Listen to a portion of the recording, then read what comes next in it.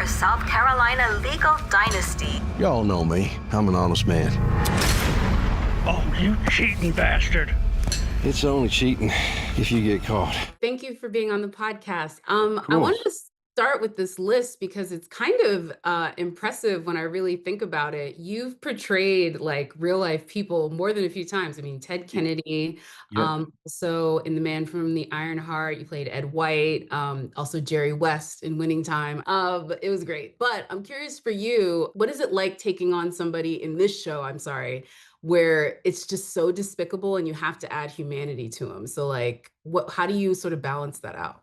You decide to do it or not is the first thing. You know, is this a story that I feel like is worth telling? Is this a story that's going to bring something new to this, you know, incredibly well-known and followed story where people, you know, it's people are obsessed by this and have been, you know, right from just your ordinary punter and viewer and magazine writer and newspaper to, you know, the online world. Ex-homicide detectives posted all this stuff with regards to breaking down his depositions, breaking down his, you know, his interviews in the car and the thing. So there's that. I thought we could with this, you know, and then you know, there was great fear. A lot of times there's fear like, am I going to be able to get there? This is a 265-pound man with red hair from South Carolina, you know, the lowlands there. And yeah, well, maybe I can, I don't know. And then with regards to what he does, you know, some of those scenes, you know they're not going to be fun to shoot. They're not going to be enjoyable nights, you know, because a lot of them were night scenes. But part of the reason for doing it was that I thought by humanizing this person, by seeing that he is a loving father and a loving husband, even, you know, that's part of it, but to 360 the person, I think there's value and point to telling this story and showing it rather than it just being being gratuitous. And so that's part of it. And some of my favorite performances, like, you know, F. Murray Abrams as Salieri in Amadeus, like the man that played Hitler in Downfall, Bruno Gantz, you know, the last week in the bunker. You know it's not going to be easy. You know it's going to be draining. I put on 40 pounds. I wore a fantastic wig, but a very tight wig. You know, I had contact lenses on, you know, yeah. And then, you know where it ultimately ends, but you just put that out of your mind. And with Patricia and the boys and everybody in it, with this insane cast we had, you know, you're showing how a man like this can pull the wool over everybody's eyes. You know, hindsight's easy to say he's disgusting and he's this, that's hindsight. One of the things that I was struck by the couple of people they met from the town was just how deceived they were. You know, most of us are getting around, you know, the cup's half full. And this man was not. And that was one of the heartbreaking things again. You know, I mean, I found out that Mark Tinsley, 2 days after, you know, that Maggie and Paul had been killed, they rang up with the Beaches and dropped the charges against him because thought it was just, you know, in light of what he was suffering, it was unfair. And you go, that breaks my heart, you know. So I'm going to commit to playing this man as strongly as I can to get across the brutality and the simplicity and the complete horror of the decisions he made. Yeah. And the one thing I want to say too, it's like, again, I meant to say, going from like the most beloved man in baseball, beloved man in basketball, Jerry West, to playing this man, which is a villain in so many stories, that takes a lot of, I think, range for an actor to do. But is there a difference playing historical figures versus when you're just cast alongside someone in a normal feature? Is there a difference to the approach, or is it really just finding the character the same way you would with any script? No, there are differences to approach. A lot of them are, you know, are deep internal. There's like, you know, you have to, you know, I also did Rob Hall on Everest, you know, and there's a couple of things there, particularly in these stories, which are, you know, incredibly well known, and you're playing people that there's great fear, you know what I mean? Am I going to get in the ballpark? You know, you have to be able to get in the ballpark to then zero it in and hope the text and the script and everything else is there. And, you know, and I haven't used prosthetics in any of them. You know, it's been wigs, bit of things. And it's like, and I like to give across, this is my version of this person. You know what I mean? It might be, but accept me and move on. And I think if you can get that right, you can bring the audience into a closer rather than the distance that you get from, wow, he looks exactly like him because he's got all that stuff on. And, you know, enough to do it, but it has to be tangible for me, you know? And And then, Jacqueline, I think it's a good, because the hardest thing is when you're taking stabs at well-known moments. Like I remember in Rob Hall on the mountain, there was a moment where, why didn't he turn around with Doug Hanson, who was the postman? Mm. And because he didn't turn around Doug, who was failing, which he should have, and Rob had the experience to do it, they went for the summit and then died on the way down. You know what I mean? And, you know, I'd met, you know, his wife at the time and his young daughter who was unborn, but in his wife's belly. And so you feel like, oh my God, I don't want to, I'm taking a stab at a real moment, which is critical here. And so and it was the same thing with the murder here. You know, it was the same thing with the walk, say, in Ted Kennedy back from the bridge. Mm. You know, it's those key moments where you want to bring everything to it, reality and presence. I don't want to take too much of a stab, because you end up, if you're too untruthful there, destroying the credibility for the rest of it, you know? And I got to say, I love, say, with the murder in this, there was a simplicity and a coldness to it. You know, I go down there, I say the thing, because, you know, we had the candle talk, you can hear him in the background. You could hear his tone and the voice there, you know what I mean? Mm-hmm. And for me, that's it. It takes away the mystery. It demystifies any murderous, homicidal lunacy there. And it was cold-blooded, man. Yeah. And I Put think it that's on, tells Paw Paw to give the dog whatever he wants to eat, comes around the corner and locks and loads. And you go, that's all it is. What and when you put in everything else, the 360 of the humanity, the empathy and the fun, and the you've seen a father who has a son, and then you see what he does to this son, and just catch that glimpse of his eye before he does it. For me, that's the horror. That's the true, oh my effing God. And then you'll understand a man that's able to rip off and destroy so many lives. And I was just going to say, that's the reaction that most people have when they first hear this story is, oh Yeah. my, you know what I mean? What Yeah. about for you? Did the project come to you before you found out the story? Because I know not everybody is me, where I watch these girls put Yeah. on. No, I knew the story. I had no idea of the complete, I mean, everything, the ginormousness of it. And that was what struck me. I love, one of my great things also for facts to always come back to was what the Judge Newman said in both of his summations, in the murder trial, and then also in the financial crimes trial, about, because he knew him. People forget that this community knew him. He was a part of it, and it was a generous, and it still is a generous community, and to hear the judge when he says, I'm going to finally, after summing up, 2 years of trials, I'm going to close this chapter and I'm going to forget you, Alec. And it's true to know that I remember seeing you 2 weeks after Maggie and Paul were dead. I now know that you murdered them and everything. And I truly do not know who you are. And it was fascinating to play a man that I think nobody really still knows who this man is. Yeah. Even after all the stories. Even after all the stories, yeah. Yeah. One of your main scene partners is obviously Patricia Arquette. You both are EPs on this one. And that was also just a delicious moment too, to see you two sort of act out the characters.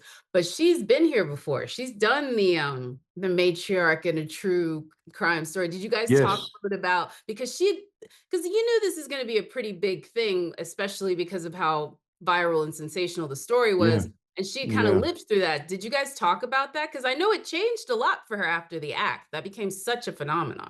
Yeah, no, we didn't talk about it. It was like Patricia's one of those actresses, you just knew within meeting her that there's no need to over talk it. We don't just sit here and have platitudes. We've got a lot of work to do. We need to find these people. I mean, we'd often sit, within proximity and put the wigs on each morning. You're going through that ritual of becoming, and what I liked about her is that she gives you the space to behave. The scripts were great, and we worked, the script, both of us came very prepared, but there's room with her to play and just behave, to exist.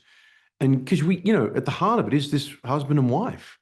You need to feel for these people. You need to go, there's that King Learian part of it of like, you threw it all away, Alec. Take out the financial stuff, but you threw it all away. You had a wife, you had all this stuff. How does life get to that point? But yeah, it's, that's the nice thing. No need for great, let's sit here and we're here to work. And there's a familiarity and then a freedom, which is perfect for me. I love that. Did you Well, have you a have to, because you got to do some crazy things together. I mean, I you, mean, I you, was gonna I ask mean, you. I'm Yeah. dancing and I'm grinding and I mean, it was my thing. I'm not a full method actor, but you're looking for ways to find the character in your development of your relationship. And if someone is, if I'm needy as an actor, we need to talk and discuss. It's like, you know what? There's nothing like the doing. There really isn't. And you build it. You build the play. You build the listen. And we're lucky to, she got that experience over this. But we're fine with, with that. And that's our relationship. And now we go and play together. The bedroom scene, the tease, the loving things, the dance. I'm gonna go, baby. The chastising me, the cuddling me and bringing me in for a little man that needed some love. I felt very comfortable letting it all hang out with Patricia, literally. So that you could understand that this man was magnanimous and charming and generous and a part of this community, and with his secretaries and with his friends and with his sisters and with his brothers and and everything, that you go, okay, yeah, I see the deception and the depth of the deception. I mean, Yeah. do you have a particular moment of those that's your favorite, of, like you said, the crazy things y'all had to do together in this part? Or one that you're hoping, one you're excited for the audience to see? Oh, I love the Karuba, Jamaica. I mean, there's just the lunacy of the man. Do you know what I mean? Come on, baby. The jet's full of, it's fueled up. We're going to hit it. You know what I mean? He's just, and then with Paw, you see the other side of like, I mean, the dude's had a boat crash or whatever, and he sent him over a tequila thing, and you just go, oh my God. But with Patricia, I mean, I love, look, there's that very scene early on, one of the first scenes we shot with, that Deanna Carter's strawberry wine, and I come in and I'm all pissed because, daddy's favorite, Wait, can Randy. I just tell you, that was pitch perfect. You're Australian, I don't know if you know that, but I'm Southern, I'm from Texas. That was the song of those people. Like when I heard that song, I was like, that is perfect. I loved that song. Music's always a big key in. Yeah. I'll tell you about another song I used to listen to. But, that song was just perfect. And that was a full strawberry wine. I used to sing that song all the time because it got me in the mood, that seeing that life, so as we got to that, our sex making love scene in the hotel that night after I've been, whatever, I roll off and it's like, oh, baby, we still got it, Bo. We still, it's just like fooling yourself. Yeah. Fooling, that sense of, that's where she's so good. There's so many moments with Patricia, that she's just, you create. I said that first where she pulls the tie and she comforts me when I'm unhappy about, Daddy favorite and Randy and, strawberry wine, but I got to take this. I got to get tickets to go to the, it's just like, it's just, you can't go to the place you have to go to unless you've got a great partner who makes it easy, because otherwise it stays on you like a stain and you end up becoming depressed. Yeah. As long as the fact I'm wearing, tracksuit pants for 6 months because nothing fitted. I mean, let's also be real. You did go to a lot for your craft, because I was like, that is not the dude that played Ted Kennedy at Chappaquiddick. I don't know what they did there. Anyway, but I also want to say another one of your scene partners, because I loved how she was just not letting up on you, and that's Brittany Snow. That was her tenacity in this story, just played such contrast to what you were doing. He's just like so brash, no boundaries, and she's like, I am going to get you. And what was it like working with her? Because I loved how she played that character. Well, yeah, but I mean, we'd cross each other in the trailer and we'd kind of wouldn't really talk to each other. But it's like there was a couple of times where she just gives me that look and it's just like, don't look at me like that. You know what I mean? You start to, because, it's just, it's a great way of honoring what Mandy did. She was a terrier, when this wasn't getting any traction, she kept digging and stayed on it. And Brittany brings that. She brings a lot to what could have very easily just been a simple, straight nothing, like factual based role. There's stuff going on, and this whole cast was extraordinary. I mean, but it's very rare you see like every single person, whether it was just there were so many people available, like it was nuts. And without that kind of quality coming in and throwing it down straight up, it would have been very hard to do this. It would have been, it would hurt a lot more. Yeah, and the young man that plays Paul, I just want to give him his flowers, because he's so new in this, but he's just so haunting. And he's that fulcrum, isn't he? Yeah. And in that you see hope. And in seeing hope, you see that little bit extra that was lost by having it cut short, right or wrong, because he did commit something and ruin lives as well, but it's still a fulcrum. And I thought he pitched it really beautifully, of coming around and trying to just, it's opportunity lost. It was cut short, and who knows?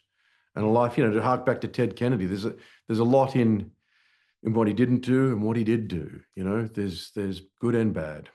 Yeah. And you've gotten to do some cool stuff, I think, already, obviously, in your career and some of the stuff that you've done. But at this point in your career, with this many credits, this many directors that you've worked with, is there still a place you haven't gone that you're itching to go to? Or is it now you're just going to the work wherever it finds you? Comedy. I'd like to do Ooh. some comedy. That was what I loved about, Winning Time. I thought we were going to be a little bit more Adam McKay, like 80s, Testarossa, Porsche 930, turbo posters on the wall, kind of, music, hair, back in the, and, a little bit over the top. That was where I thought we were going to kick it off, and stay at. I like that. I love that element of, larger than life. I'd love to do a bit of comedy. I would. I can't sing, so that's that. I guess you just dub me. I find these theater And I did actors- I gotta say, the other one is I'd love to do some voiceover work. I did the House of Dynamite thing with Anthony Ramos, and he's just the dude he's just he's a live wire, and he's talking about he was doing the bad thing, the bad guys comic, which my sons love. And I thought, man, why aren't I getting one of those? Why aren't I getting a character? He's the piranha. Look, He is the piranha. I got to say though, it's as a foreigner, this country and this business, it is magical. It hurts sometimes. It's like you're being judged, everything going on, but it's just magical. And going back to Kathryn again after 15 years was just wonderful. You have these experiences. Chris Nolan in Oppenheimer. There's extraordinary people still to work with, and now. Yeah, or they're all three very different projects. Last Frontier, they're very different projects, and to have done them in that year and a half or whatever it's been was, hard work, but easy in the same way. Well, it's like you're reading my mind. Are you looking at my, because this is literally my last question. I'm looking at you and your cool glasses there. You got a nice frame on. Thank you. That's what I'm looking at. That hairdo. You got a nice blowout there going on. No, here we go. So what I was going to say is, I'm going to name some of these directors that you've worked with, and you gave me like a quick little line on something from their set. So Baz Luhrmann, The Great Gatsby. Baz Luhrmann and The Great Gatsby. I've known. Baz is just like, his films are always watchable. You always watch what he's up to. Whatever it is, he's going to bring something magical to it. I loved Baz. All right, Michael Mann, Public Enemy is another great one. Oh, well, Michael Mann, he's doing Heat too. Give me a job, Michael. That was, Michael was my first big film in America.